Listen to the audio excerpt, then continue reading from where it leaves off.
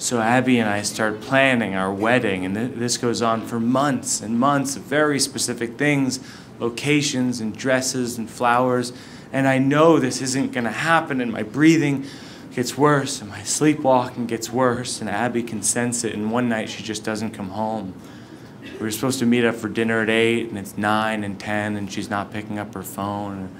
It's 11 and 12, and I'm frantically calling everyone we know, and no one knows where she is. And it's 1 and 2, and I just start wandering the streets of our neighborhood aimlessly, hoping that I'll find her.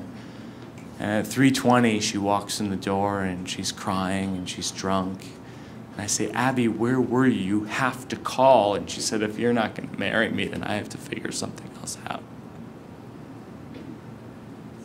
A few weeks later, I moved out, and it was for the best. You know, she met someone else, and they're still together today, and I met someone else, and we're still together today. But the biggest difference was that my new girlfriend was not okay with the jackal.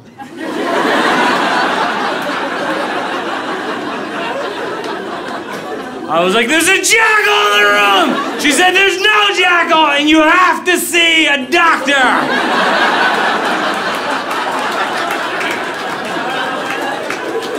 And I said, I will, but right now, I'm really busy.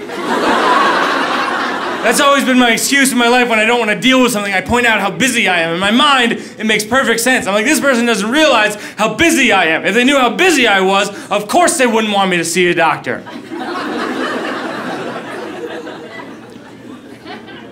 One night we fall asleep watching the movie Fight Club. You can see where this is going.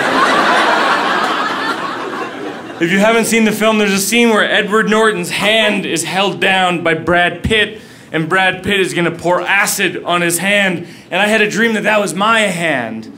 And I pulled it out of the way, and I sprinted out of our bedroom, and I sprinted out of our apartment. I even threw a chest of drawers in my wake, like in an action film, because I knew Brad Pitt is very cunning. And I sprint down the hall, and I hit the elevator button. My girlfriend runs out, and she goes, Michael, you're dreaming! And I was like, Brad Pitt!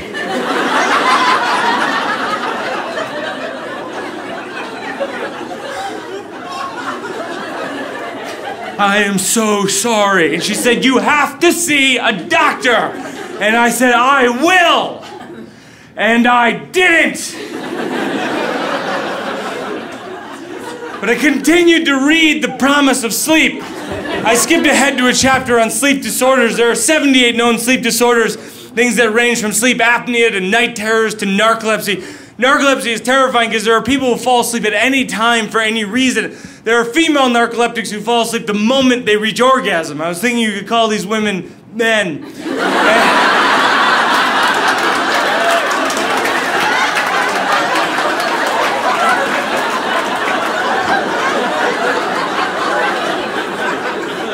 And I find a disorder called REM behavior disorder, where people have a dopamine deficiency. That's the chemical that's released from your brain into your body when you fall asleep that paralyzes your body so that you don't do what's in your brain.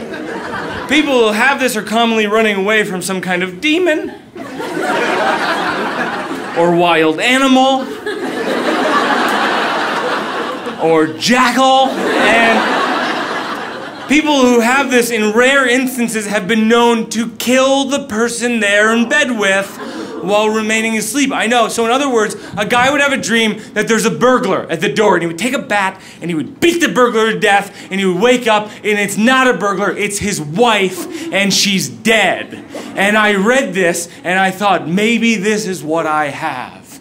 And I still didn't see a doctor.